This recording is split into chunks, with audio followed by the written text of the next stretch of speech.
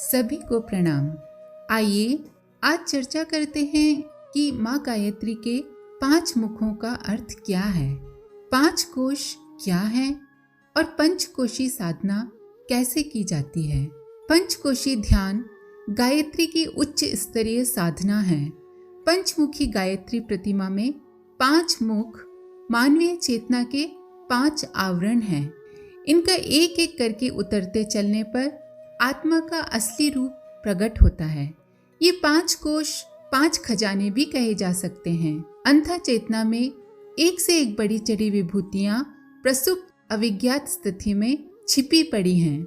इनके जागने पर मानवीय सत्ता देवोपम स्तर पर पहुंच जाती है, जगमगाती हुई दृष्टिगोचर होती है। केले के तने की परतें जिस प्रकार एक के ऊपर एक होती है, उसी प्रकार आत्मा के प्रकाशवान स्वरूप का अज्ञान आवरण से ढके रहने वाले ये 5 कोश हैं।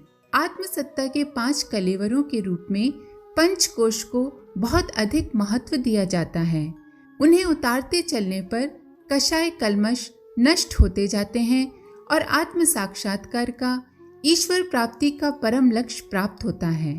प्राणियों का स्तर इन चेतनात्मक परतों के विकास के अनुरूप ही होता है।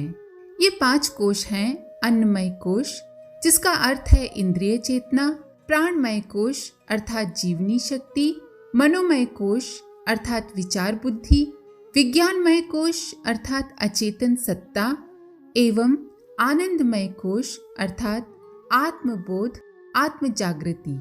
आइए अब इनके बारे में विस्तार से बात करते हैं। अन्नमय कोश किसे कहते हैं? कृमि कीटकों की चेतना इंद्रियों की प्रेरणा के इर्द गिर्द ही घूमती रहती है। उनका स्व काया की परिधि में ही सीमित रहता है। इससे आगे की न उनकी इच्छा होती है, न विचारना और न ही क्रिया। इस वर्ग के प्राणियों को अन्नमय कह सकते हैं। आहार ही उनका जीवन है। पेट तथा इंद्रियों का समाधान हो जाने पर वे संतुष्ट रहते हैं। अन्नमय कोश के 2 भाग किए जा सकते हैं, एक प्रत्यक्ष अर्थात स्थूल शरीर, दूसरा परोक्ष अर्थात सूक्ष्म। दोनों को मिलाकर ही एक पूर्ण काया बनती है। पंचकोश की ध्यान धारणा में जिस अन्नमय कोश की बात की गई है वह सूक्ष्म है। उसे जीवन शरीर कहना अधिक उपयुक्त होगा। अध्यात्म शास्त्र में इसी जीवन शरीर को प्रधान माना गया है और अन्नमय कोश के नाम से इसी की चर्चा की गई है। अन्नमय कोश की साधना जीवन शरीर को जागृत, परिपुष्ट, प्रखर एवं परिष्कृत रखने की विधि व्यवस्था है। जीवन शरीर का मध्य केंद्र नाभि है। जीवन शरीर को जीवित रखने वाली ऊष्मा और रक्त की गर्मी जो संचार का कारण है और रोगों से लड़ती है, उत्साह स्फूर्ति प्रदान करती है, यही ओजस है। अन्नमय कोश की ध्यान धारणा इस प्रकार की जाती है। ध्यान धारणा में श्रद्धा और संकल्प के साथ भावना करें कि साक्षात सविता देव नाभि चक्र में अग्नि के माध्यम से सारे शरीर में प्रवेश कर रहे हैं। जीवन शरीर में ओजस का उभार और व्यक्तित्व में नव जीवन का संचार हो रहा है। पहले की अपेक्षा सक्रियता बढ़ गई है, उदासी दूर हुई और उत्साह एवं स्फूर्ति में उभार आया है। दूसरा है प्राणमय कोश। प्राणमय कोश किसे कहते हैं? प्राण, अपान, व्यान, समान, उदान, इन 5 वायुओं के समूह को और 5 कर्मेंद्रियों के समूह को प्राणमय कोश कहते हैं। प्राणमय कोश की क्षमता जीवनी शक्ति के रूप में प्रकट होती है। शारीरिक स्फूर्ति और मानसिक उत्साह की विशेषता इस जीवनी शक्ति प्राण विद्युत के स्तर और अनुपात पर निर्भर रहती है।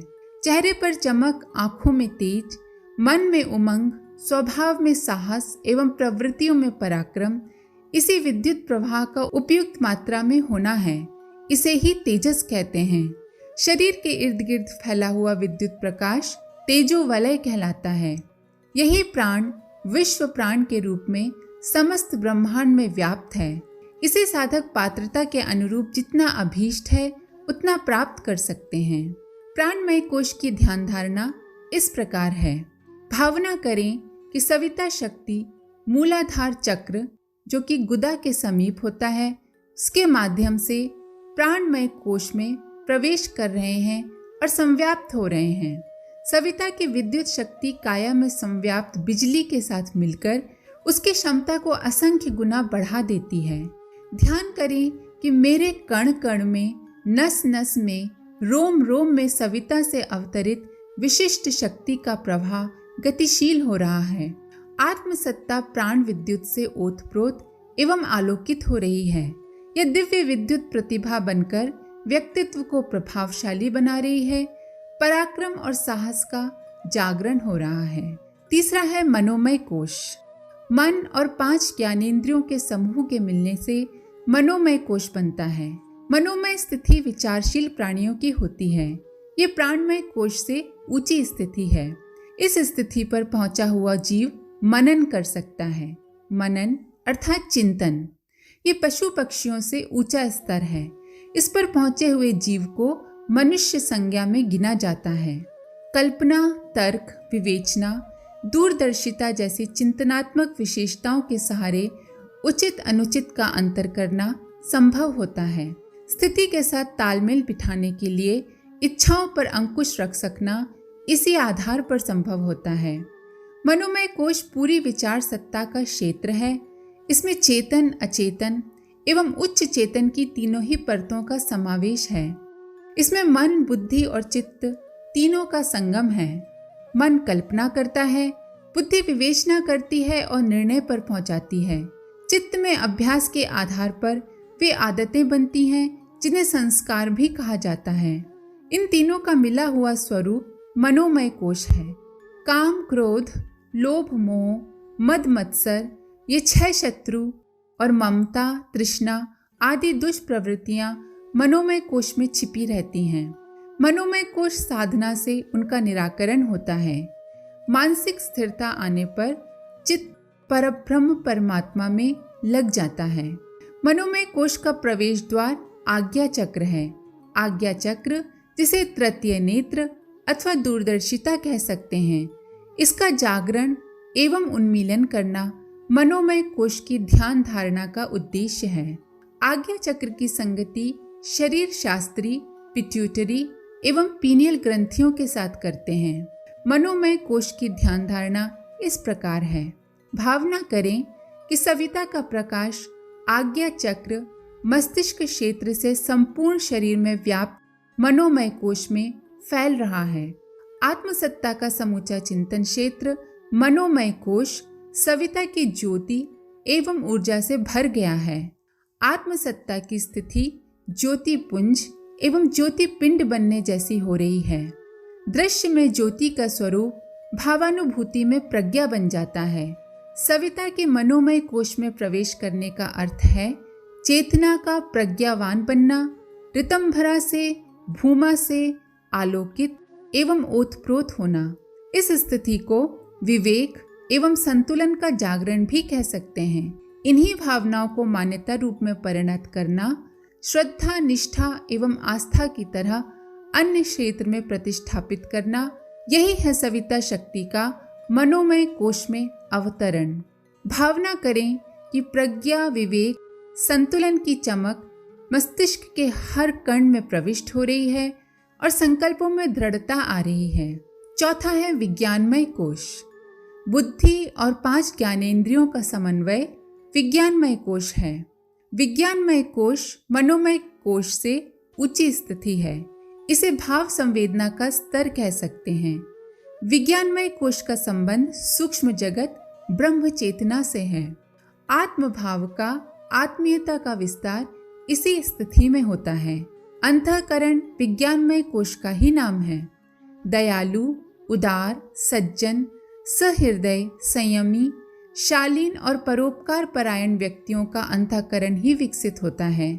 सहानुभूति की संवेदना, सहृदयता और सज्जनता का संबंध हृदय से है। यही हृदय एवं भाव संस्थान अध्यात्म शास्त्र में विज्ञानमय कोश कहलाता है। उत्कृष्ट दृष्टिकोण और आदर्श क्रियाकलाप अपनाने की महानता इसी क्षेत्र में विकसित होती है। महामानवों का यही स्तर समुन्नत रहता है। परिष्कृत हृदय चक्र में उत्पन्न चुंबकत्व ही दैवी तत्वों को सूक्ष्म जगत से आकर्षित करता और आत्मसत्ता में भर लेने की प्रक्रियाएं संपन्न करता है। हमारी श्रद्धा जितनी परिपक्व होगी, दिव्य लोक से अनुपम वरदान उतने ही खिंचते चले आएंगे। अतीन्द्रिय क्षमता, दिव्य दृष्टि, सूक्ष्म जगत से अपने प्रभाव पराक्रम पुरुषार्थ द्वारा अवतरित होता है। विज्ञानमय कोश की ध्यान धारणा इस प्रकार है। विज्ञानमय कोश में सविता प्रकाश का प्रवेश दीप्ति के रूप में माना गया है। दीप्ति प्रकाश की वह दिव्य धारा है जिसे वर्चस्व कहते हैं।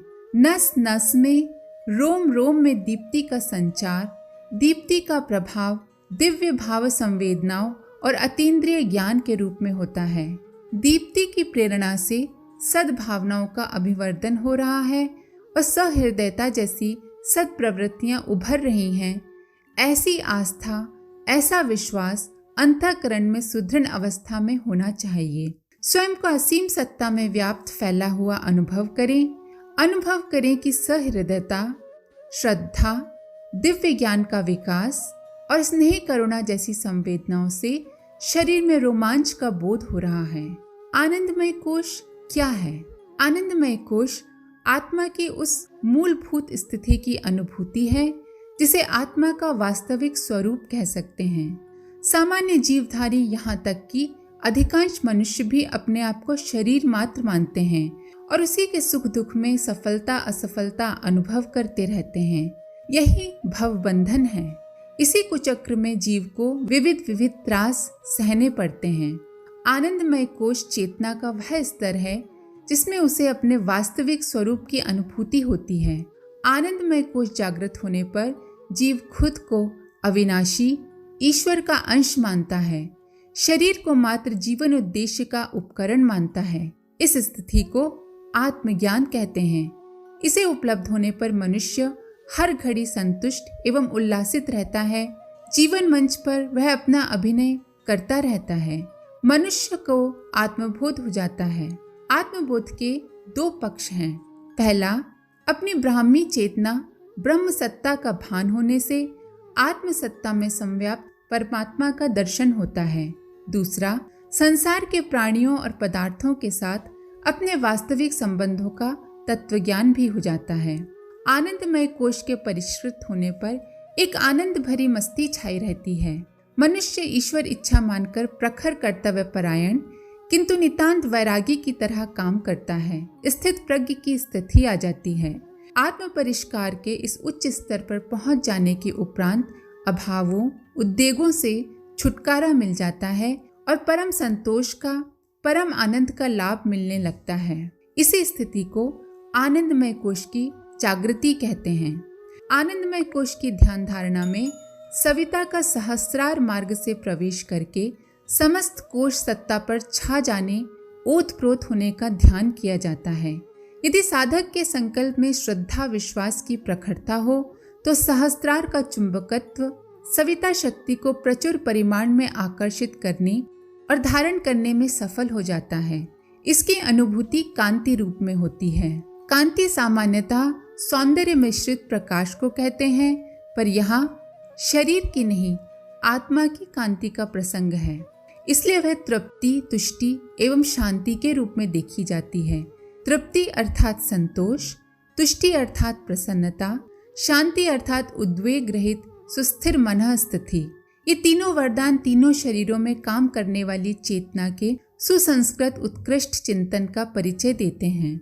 स्थूल शरीर संतुष्ट तृप्त, सूक्ष्म शरीर प्रसन्न तुष्ट, कारण शरीर शांत समाहित। इस स्थिति में सहज मुस्कान बनी रहती है, हल्की सी मस्ती छाई रहती है। सविता शक्ति के पंचकोश में प्रवेश करने और छा जाने की अनुभूति ऐसी गहरी और भावमयी होनी चाहिए जैसे प्रसन्नता की स्थिति में मन उल्लास से उभरता है या धूप में बैठने से शरीर गर्म होता है। पंचकोशों का जागरण जीवन चेतना के क्रमिक विकास की प्रक्रिया है। मनुष्य प्रयत्न पूर्वक इस विकास क्रम को अपने पुरुषार्थ से साधनात्मक पराक्रम करके अधिक तीव्र कर सकता है और उत्कर्ष के अंतिम लक्ष्य तक इसी जीवन में पहुंच सकता है। यही पंचकोशी साधना है। यदि आप परम पूज्य गुरुदेव के साथ इस साधना को करना चाहते हैं तो YouTube पर ध्यान साधना पंचकोश जागरण पंडित श्री राम शर्मा आचार्य शांति कुंज टाइप करेंगे तो आपको वो वीडियो उपलब्ध हो जाएगा जिसमें गुरुवर ने ये ध्यान करवाया है। आशा है आपके लिए ये जानकारी उपयोगी सिद्ध होगी, दूसरे भी इससे लाभान्वित हों, इसलिए इसे शेयर करना न भूलें। आप सभी का बहुत बहुत धन्यवाद। ओम शांति।